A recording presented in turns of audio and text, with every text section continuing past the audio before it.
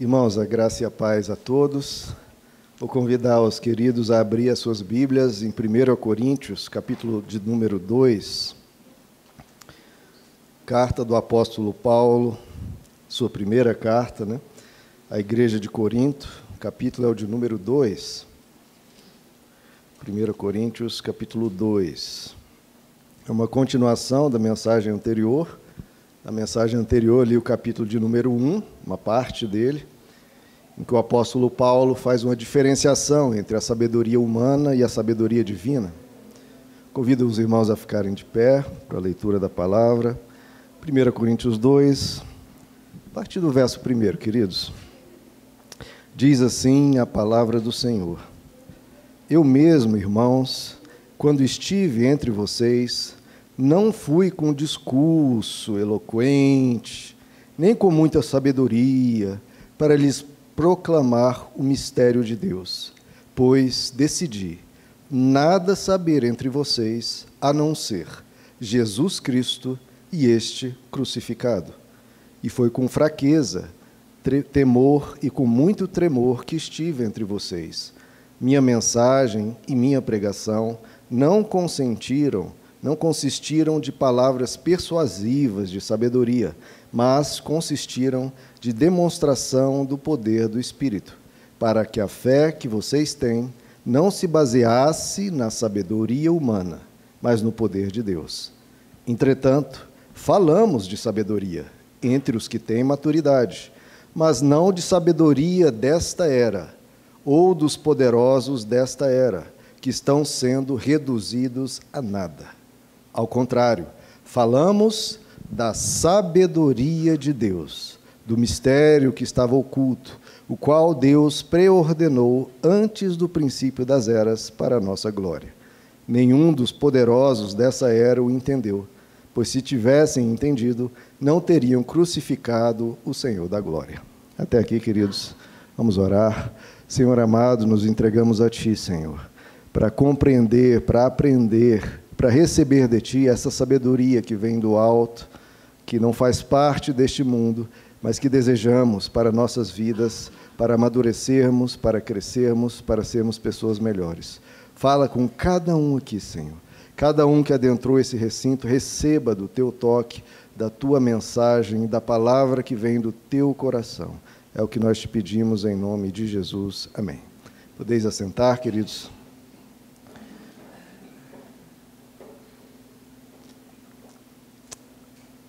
Queridos, se vamos falar de sabedoria divina, que todo esse trecho tão belo, que eu acho que só por ele já valeria estarmos aqui. Se vamos falar de sabedoria divina, é certo, que falaremos de coisas elevadas. Infelizmente, ele até fala, a sabedoria desta era, os poderosos desta era, e nesta era também que estamos agora, estamos numa época que, infelizmente, se você diz, vamos falar sobre coisas elevadas, a pessoa já se esquiva, se é elevado, então não é para mim. Em vez de dizer, o óbvio, que seria mais lógico, bom, se é elevado, eu quero. Que esse seja hoje o desejo do nosso coração. Queridos, quero só recapitular brevemente o que falamos na última mensagem, vou tentar ser breve, em que comentamos sobre a sabedoria humana e a sabedoria divina. Que a sabedoria humana devemos buscar nas coisas humanas, e a sabedoria divina, aí sim, nas Escrituras. Porque já ocorreu esse erro, e foi até bem comum em últimos tempos, se aproximar das Escrituras buscando ciência, buscando como funcionam as coisas. E isso é buscar sabedoria humana na Bíblia. Muitos pais, num fervor religioso, querem ensinar a ciência, ou a criação do mundo, etc., etc., por meio das Escrituras. E as Escrituras não têm esse papel de ensinar ciência. Tem papel de ensinar Deus, de falar sobre espiritualidade, de falar sobre a nossa comunhão com Ele, sobre o desenvolvimento do ser humano, sobre princípios, sobre valores. A parte em que se menciona criação, que menciona épocas e tempos, são formas ilustrativas e uma forma metafórica e bela para nos falar de princípios, de valores, passar não o como, nem quando foi feito, mas por quem foi feito. Isso é o essencial, esse é o principal. Buscar na Bíblia o que não é necessário estar na Bíblia é errado. O que não é necessário estar na Bíblia pode ser acessado, investigado, descoberto via ciência. E pior, é um reducionismo, é um empobrecimento das Escrituras, buscar no divino, algo humano. É um reducionismo, você está empobrecendo a Bíblia. Olha só como foi formado os planetas, não é como, é quem. Porque senão você reduz a Bíblia a algo que ela não foi feita para ser. E pior, alguns até brigam por isso, querendo vencer talvez a ciência com a Bíblia. Reduzem a Bíblia e acabam perdendo, porque a Bíblia não foi feita com esse intuito. Não é o desejo de Deus, o objetivo de Deus ensinar a ciência através das Escrituras. E para não dizer que isso é só algo moderno que está sendo dito agora, Agostinho, no século IV, 1.700 anos atrás, ele já dizia exatamente a mesma coisa. Olha o que o Agostinho, um dos pais da igreja, nos ensinou. Não interprete a Bíblia afirmando categoricamente algo sobre as ciências naturais, pois a evolução do conhecimento naquela área pode provar que essa afirmação que você fez em ciências naturais pode acabar provando que aquela foi uma afirmação falsa, e porque você atrelou às Escrituras aquela afirmação das ciências naturais, as Escrituras caem em descrédito e então é tida por fábulas. Olha a sabedoria de uma pessoa como Agostinho, dos grandes, dos gigantes da história humana, um dos maiores mentes que já pisou nesse planeta. Falou, não associe as Escrituras a uma ciência natural, porque se essa ciência, depois na evolução, for provada que foi equivocada, ou mesmo, por um breve tempo, a ciência natural achar que aquele conhecimento natural é falso, as Escrituras vai ser tida por fábula e vai cair em descrédito. Não faça isso.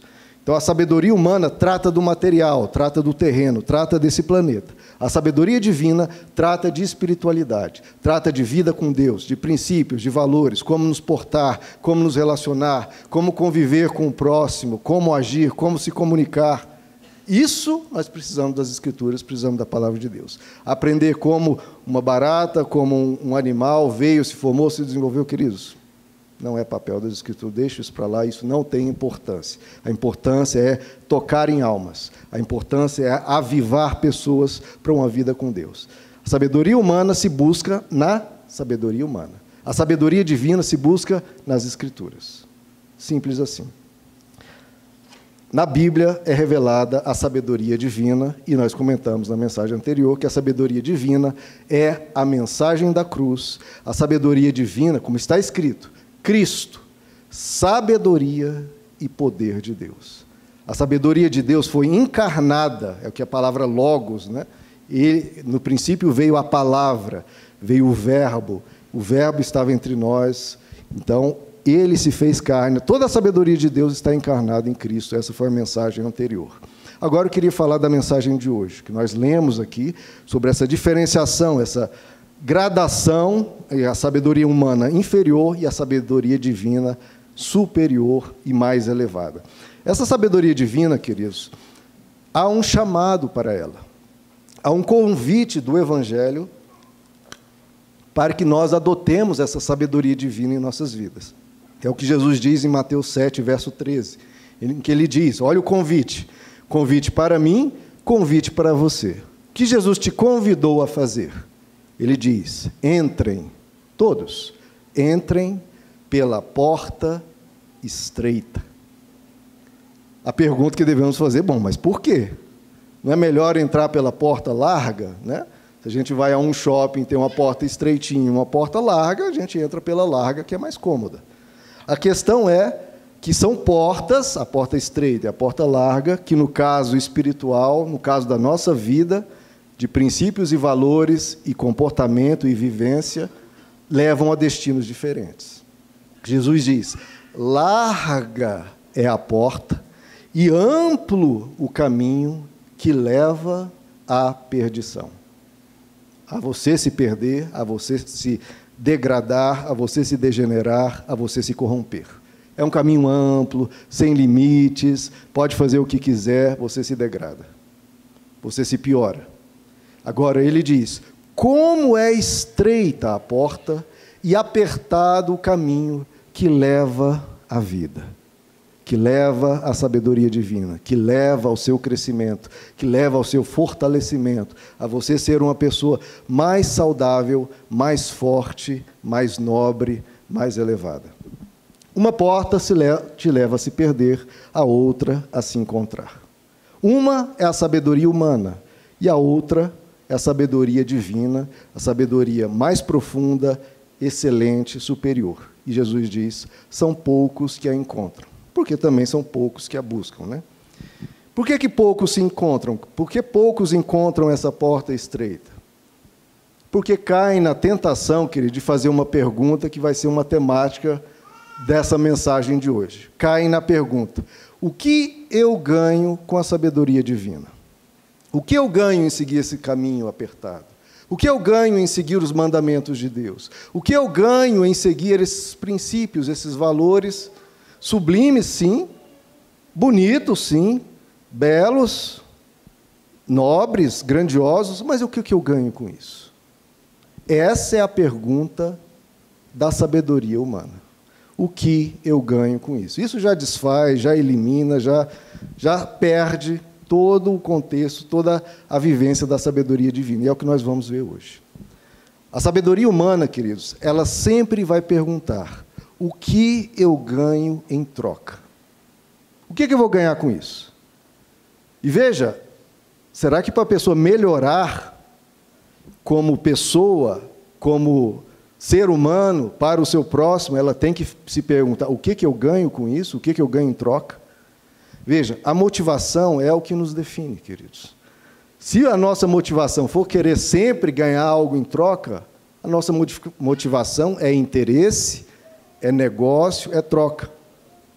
Agora, se você quer melhorar como pessoa pelo bem do outro, aí você está adotando Cristo, você está adotando a sabedoria divina. Você tem que desejar melhorar como pessoa para melhorar. Desejar melhorar para melhorar. Esse tem que ser o objetivo. Esse tem que ser o intuito, esse tem que ser o desejo, esse tem que ser a vontade. E essa é a sabedoria divina.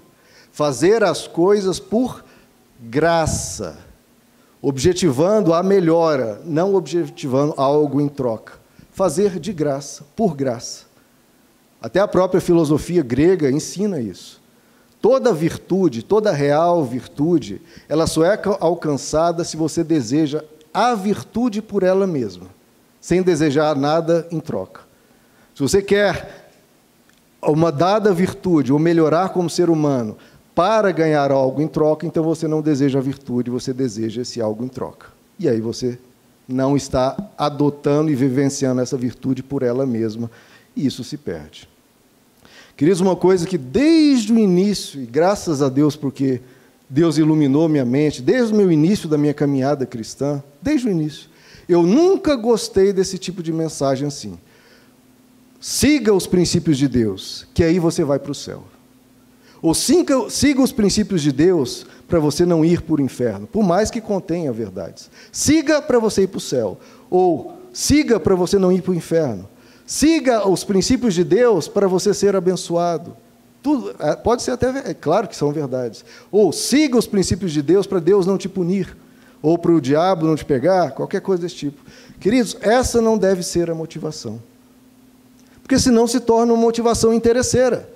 Eu não estou afim de Deus, não estou afim de seguir Ele, eu não acredito nesses mandamentos, nesses princípios, eu queria mais aqui passar por cima dos outros, humilhar os outros, explorar os outros. Mas, já que, óbvio, eu quero ir para o céu, então eu não vou explorar ninguém, eu não vou mentir, eu não vou roubar, porque eu quero ir para o céu. Mas minha vontade mesmo, se não tivesse essa história de céu e inferno, eu faria tudo e seria um caos. Sai da frente, porque eu ia soltar a besta fera que há dentro de mim.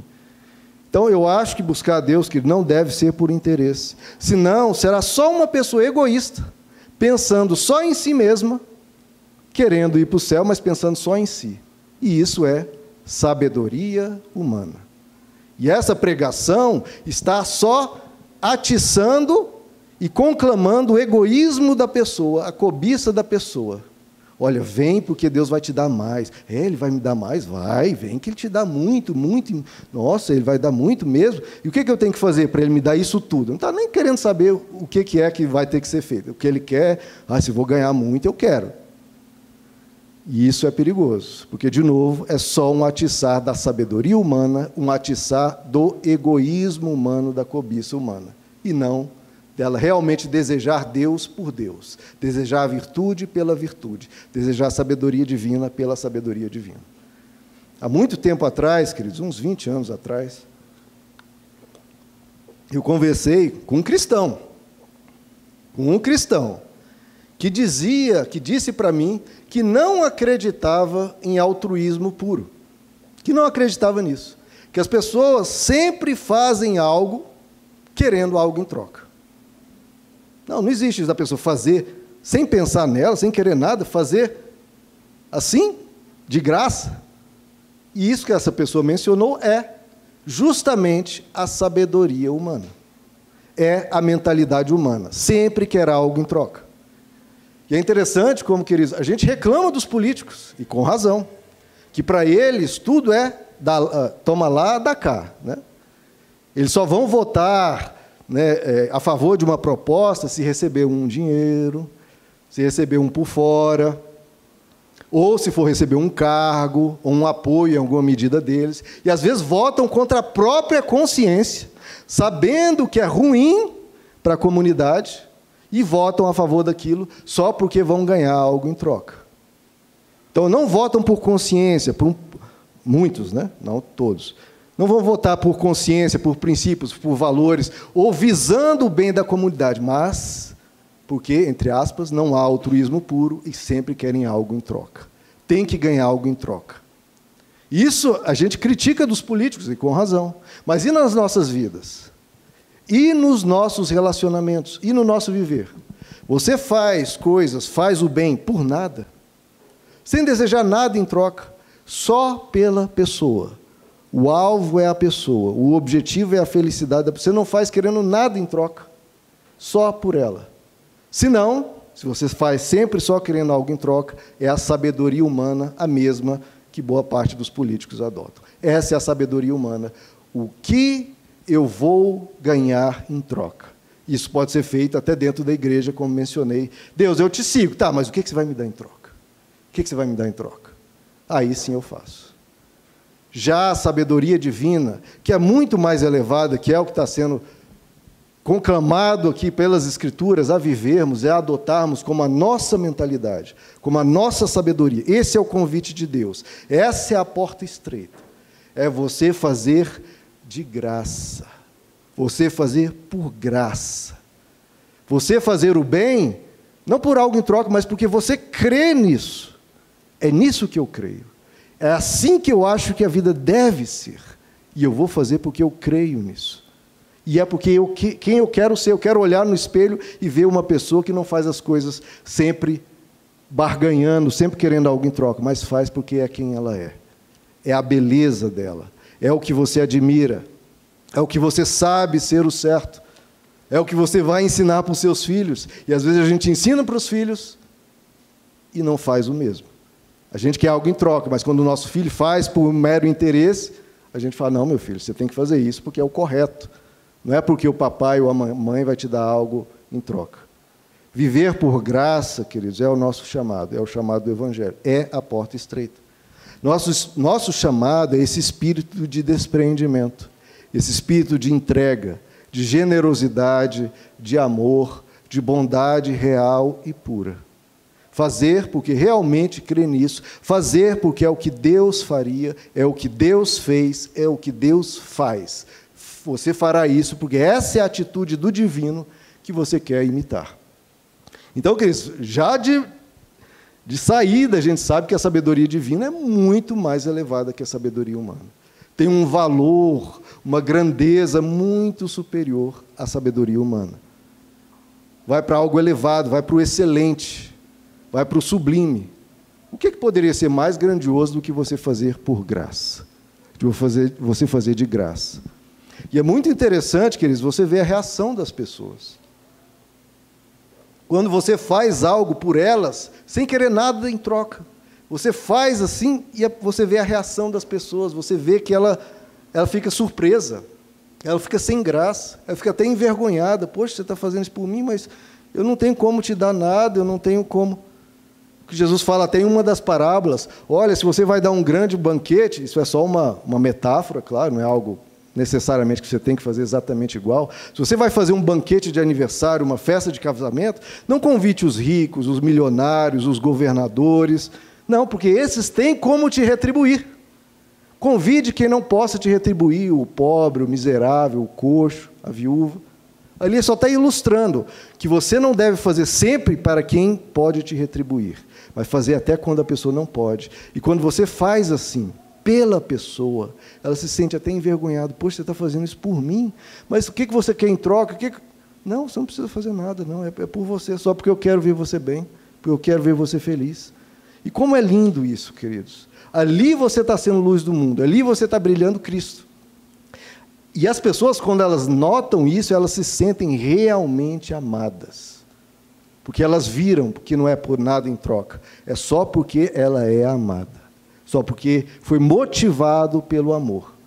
Você não está fazendo por você, está fazendo por ela, de verdade. E como isso é raro, queridos. Como eu disse, um cristão que me diz, não, isso não existe. Não existe isso de fazer só pela pessoa. Não existe esse altruísmo puro. Existe na sua vida? Você pode ser um contra-argumento a essa afirmação tão categórica desse cristão. Não existe altruísmo puro. Você é uma prova a favor disso, uma prova contra isso. Você vai ser uma contradição a essas afirmações da sabedoria humana, você vai ser um contra-exemplo e mostrar, sim, existe altruísmo puro, porque eu fiz, em muitos momentos da minha vida, eu faço e eu vou continuar fazendo. Eu vou ser um contra-exemplo a isso, porque eu adoto na minha vida, não a sabedoria humana, não a mentalidade humana, não a mentalidade egoísta, mas a mentalidade divina que faz por graça. E aí você está fazendo algo diferente do mundo. Diferente, porque as pessoas se convertem, um pregador falando, as pessoas se convertem, mas adotam o mesmo estilo de vida de antes. Só porque agora tem uma camiseta escrita Jesus, ela diz que se converteu, mas a vida dela é igualzinho. Faz as coisas querendo algo em troca, só pensa em si mesmo, continua sendo egoísta. Ora, isso é conversão? Conversão não é botar uma camiseta escrito Jesus, nem precisa dessa camiseta. A conversão é você adotar a mentalidade divina. Você agir de uma forma egoísta antes e depois agir de uma forma altruísta, de uma forma amorosa, agir por graça. Aí você está fazendo algo diferente, aí você está fazendo algo além do normal, aí você está fazendo o divino e está fazendo o que o Espírito Santo quer que você faça e está te incentivando a fazer isso. O Espírito Santo sopra, olha, faça esse bem à pessoa. Ah, não, eu estou cansado, hoje não quero, não, ele não vai me dar nada em troca. A gente, às vezes, cala a voz do Espírito Santo no nosso coração. Você precisa fazer, sem ganhar nada em troca. Pela pessoa, pelo outro, para vê-la feliz. A sua alegria ser a alegria estampada no rosto do outro. Quando a sua alegria for a alegria estampada no rosto do outro, por uma ação sua, isso, queridos, é experimentar o divino. Porque Deus se alegra com a alegria nossa. A Bíblia diz que quando ele foi torturado, trucidado, espancado, levou sobre si o nosso castigo, o castigo que nos traz a paz estava sobre ele, e ele foi crucificado e morto, e humilhado e ofendido, diz que ele, ao olhar o resultado da sua obra, ele se alegrou. Ele, ao ver que você se sentiu amado, que você se sentiu cuidado por Deus, que você se sentiu agraciado por um amor que não ficou só em palavras, mas em ação, ele diz que ele ficou alegre ao ver o resultado da sua obra, ao ver que você aprendeu algo com ele. A sua alegria ser a alegria estampada no rosto do outro. Aí você experimenta o divino. É isso que Deus chama para você viver. Se deliciar com a própria alegria, né? Uma alegria quando você se cuida, quando você faz só por você, é justo, é natural, é normal e é até bom. Mas quando você faz algo só por você, é algo particular e só seu. E é algo solitário, queridos. As pessoas se sentem sozinhas e não entendem, é porque elas estão vivendo só em torno delas mesmas.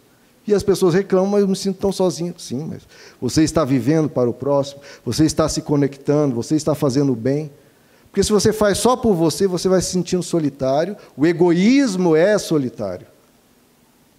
Porque é só você em cena. O mundo é só você. Você quer que as pessoas e o mundo girem em torno de você. Mas quando você se alegra porque fez o outro alegre, aí é uma conexão. Há duas pessoas em cena. E você se sente parte do outro, e o outro parte de você, e está vivendo algo realmente altruísta. Se há o exemplo, né, do toma lá, dá cá, de fazer tudo querendo algo em troca, lá, de boa parte dos políticos, há o exemplo da graça que nós aprendemos como. Como que Deus nos treina, nos incentiva e tenta nos fazer nem fugir dessa graça? É quando Deus nos dá filhos, né, queridos? Quando Deus nos dá filhos, eu acho muito linda essa possibilidade do ser humano gerar alguém a partir de si, isso é algo divino, né? E ali você é quase que forçado por Deus, ensinado por Deus, agora você vai fazer sem querer nada em troca, porque Ele não tem como te dar nada em troca. Pelo menos ao longo dos primeiros 18, 20 anos, Ele não tem como te dar nada em troca.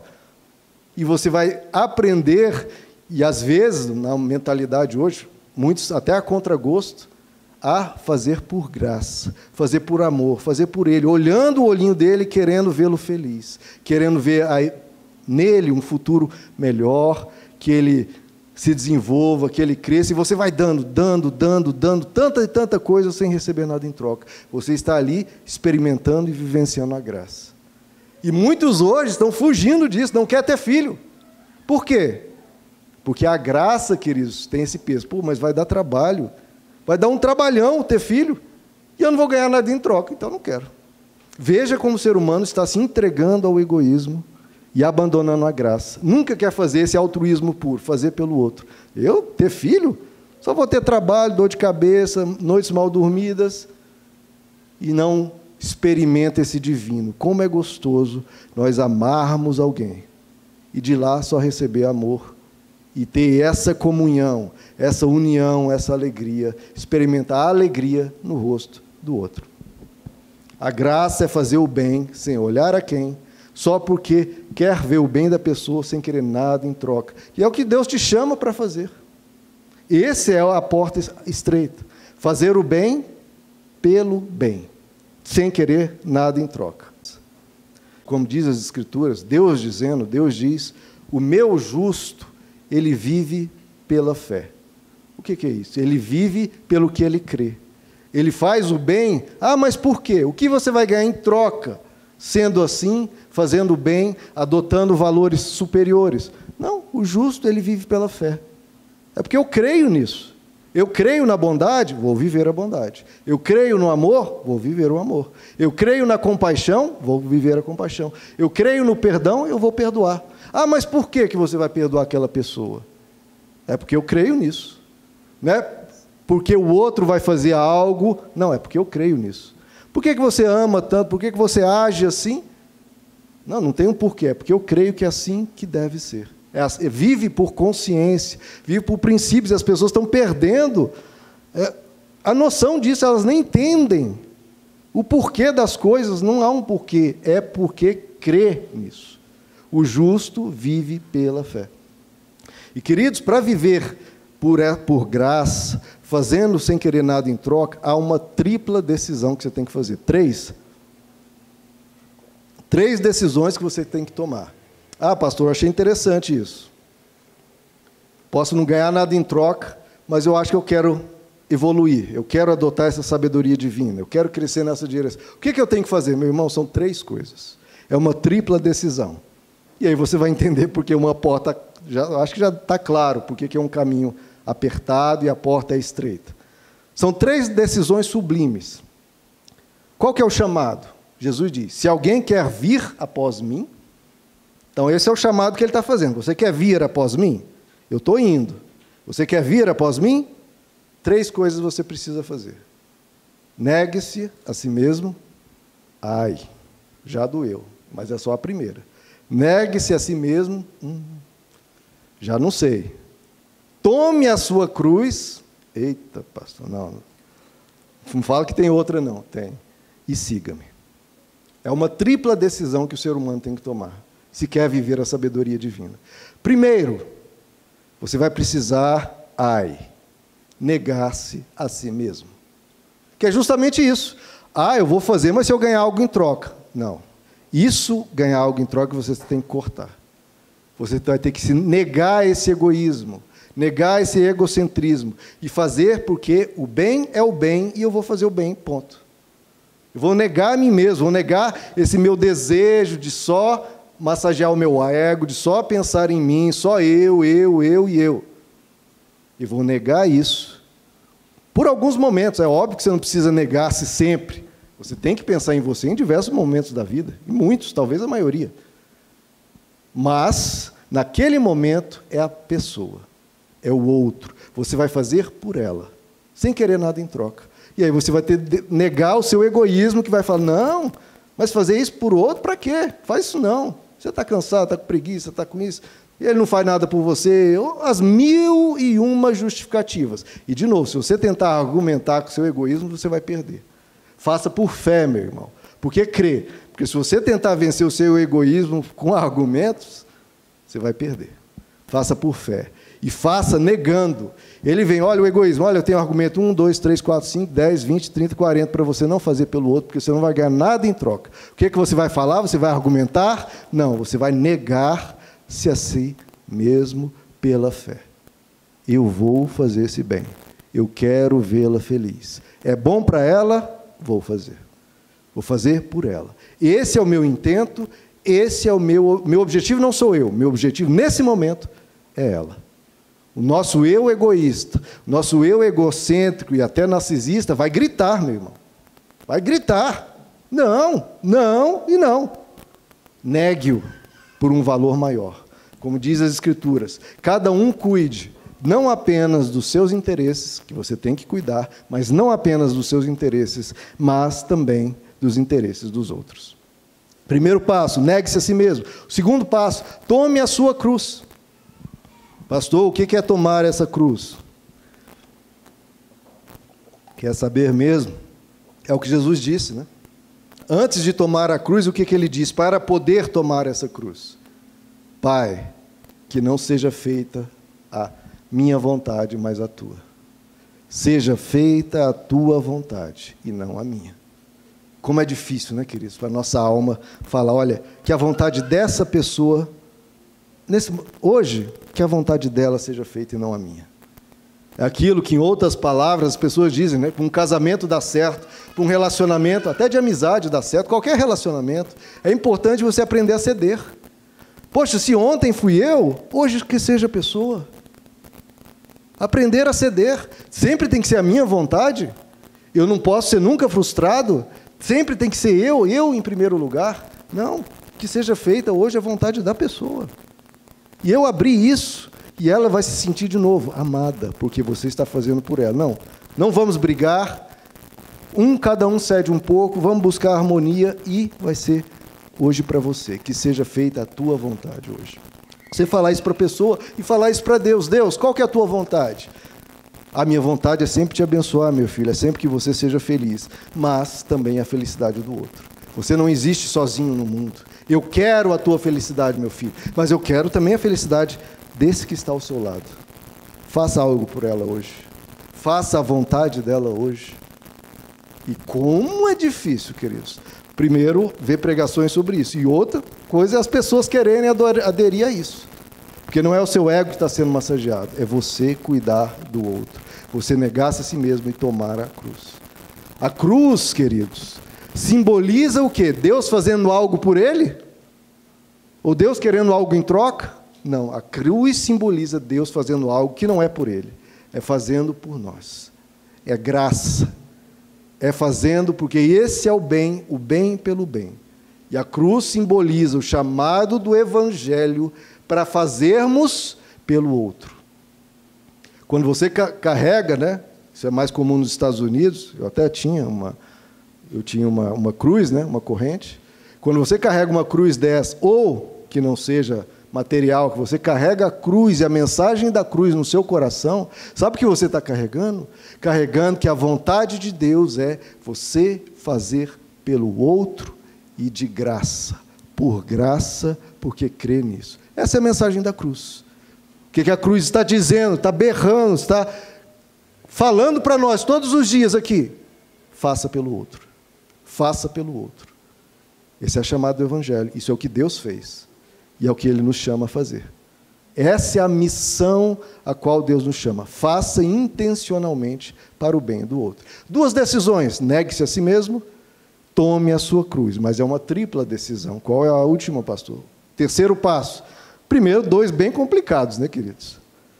Vamos falar que para a nossa natureza egoísta, a nossa natureza caída, para o nosso ser humano, tão mesquinho, tão feinho muitas vezes, para negar-se a si mesmo, tomar a cruz, meu Deus, são 2 passos complicados, mas são passos rumo ao divino. Eu acho que ninguém questiona isso. São 2 passos sublimes, ninguém dá para questionar isso. São valores superiores, acho que ninguém questiona isso. E o terceiro passo, aí já há um certo alívio, né, queridos? Há um certo alívio, porque ele diz, negue-se a si mesmo, tome a sua cruz e siga-me. Siga Jesus.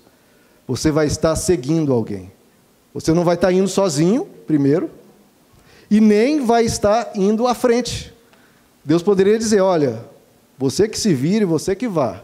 Vá à frente e vá sozinho. Mas não, Jesus disse, não, eu estou indo à frente, e você, se quiser vir, pode se juntar a mim. Você não estará sozinho.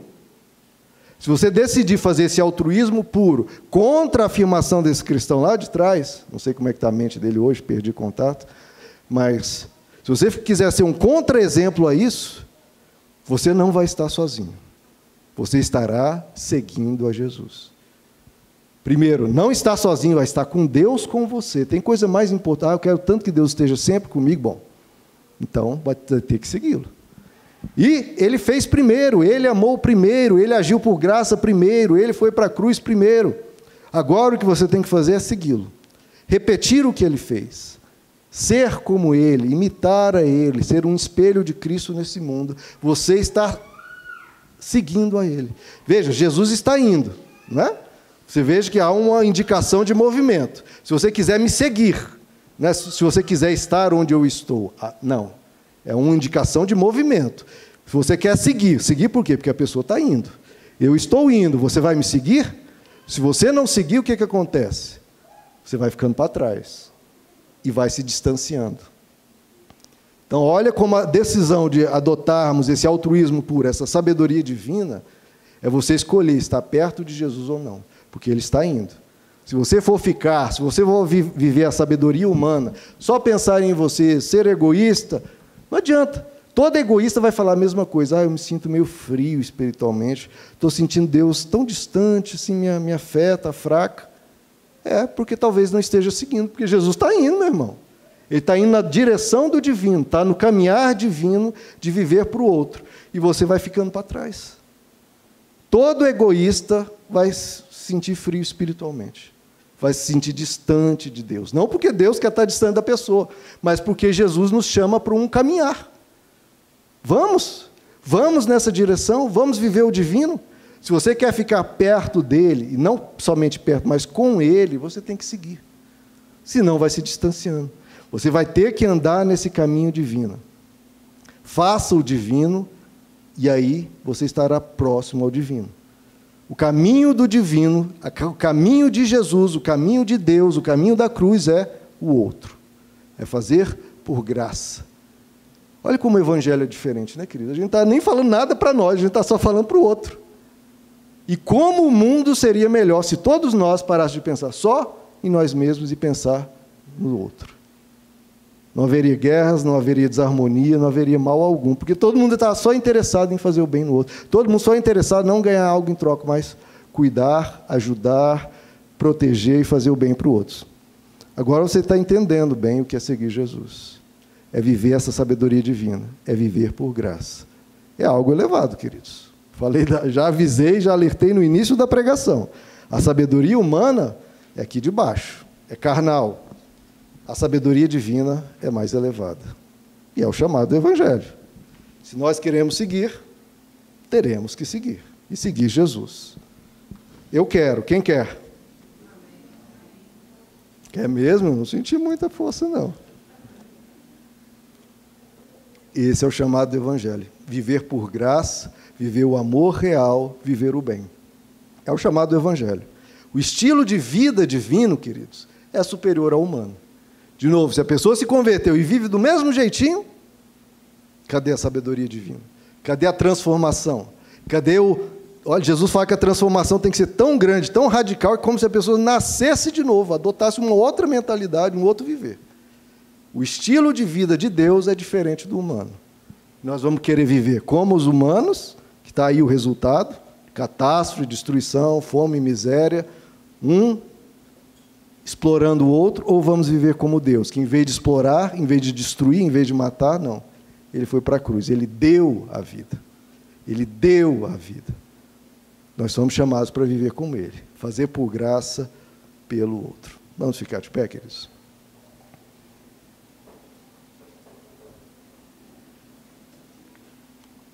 Sabedoria divina, a mensagem da cruz, a mentalidade de Deus.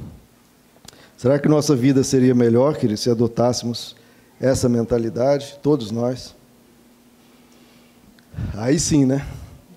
Diz que as pesquisas aí que tem 20% ou 30% de evangélicos no Brasil, o Brasil parece não melhorar quase nada. Por quê? Porque é essa mentalidade que está sendo adotada ou outra? Só pensando em si, às vezes usando Deus, mas só pensando em si. Se nós adotássemos essa mentalidade, se tivesse 5% do Brasil com essa mentalidade aqui, já seria transformado totalmente. Não sei se foi o John Wesley ou foi o George Whitefield, que ele me falou, me dê 4 pessoas. 4 pessoas com a mentalidade divina, cheias do Espírito Santo, e a gente transforma a Inglaterra. 4. Então, talvez, será que há 4 nessa igreja que quer adotar essa mentalidade divina? Já vai ser uma revolução. Vai. Se nós decidirmos. Mas é uma tripla decisão e a decisão sua mesmo. Você com Deus. Não posso fazer nada. É uma decisão sua, uma escolha sua. E eu acho que nem Deus pode fazer. Ele pode até te ajudar, tocar no seu coração, né, tentar te convencer. O Espírito Santo vem nos convencer do pecado, da justiça e do juízo. Mas, em última instância, é você. Porque ele diz, quem quiser vir após mim. Você quer? Uma tripla decisão. Tudo pelo outro, tudo por graça. Se você quer ser um desses 4 ou mais, vamos orar, queridos. Senhor nosso Deus, esse chamado do Evangelho é sublime, é elevado, é maravilhoso, Senhor. É lindo, a gente quer falar disso para os nossos filhos, quer ensinar coisas assim, quer que o mundo seja assim, e sabe que o céu é assim. Que nós possamos ser assim, Senhor.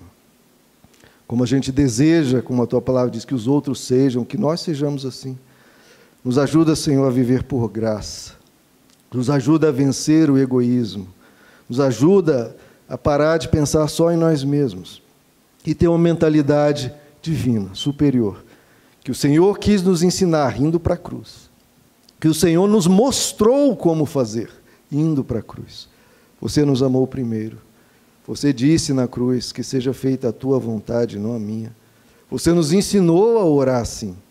Seja feita a tua vontade, assim na terra como no céu. Faz a tua vontade, Senhor, nas nossas vidas. Sabemos que a tua vontade é o nosso bem, a nossa alegria, mas também o bem e a alegria do próximo. Que o próximo esteja mais feliz por estar ao nosso lado, porque nós cuidamos, porque nós elogiamos, nós fazemos o bem. Que de nós, Senhor, saia um bem natural, um bem puro, um bem sem desejar nada em troca. Que nós sejamos assim, Senhor. Porque a nossa família vai se alegrar tanto, nossa família vai estar tão bem, e nós vamos estar bem. Porque fazer o bem faz bem. Fazer o bem faz bem. Brilha essa luz em nós, Senhor. Faz com que sejamos luz do mundo, sal da terra, e para isso precisamos brilhar. Nos ajuda a escolher isso. Não apenas agora, aqui nesse momento de impacto da Tua palavra, de emoção, de alegria, de um toque do Teu Espírito, mas nos ajuda a fazer isso lá na nossa casa, dia após dia. Isso seja uma escolha de consciência, seja uma escolha de vida, uma escolha não de momentos, mas de vida, de todo o tempo. Uma escolha para Te abraçar e Te seguir. Aonde Tu fores, Senhor, que a gente vá logo atrás, fazendo o mesmo, sendo como o Senhor, transformados. Abençoa cada vida aqui, Senhor, com essa realidade do Evangelho, porque seguir a Ti é a maior bênção de todas. A maior bênção não é o que o Senhor irá nos dar, e o Senhor nos dará tanto, mas a maior bênção, certamente, é Te seguir. Nós Te pedimos e Te agradecemos, em nome de Jesus. Amém. Amém, queridos.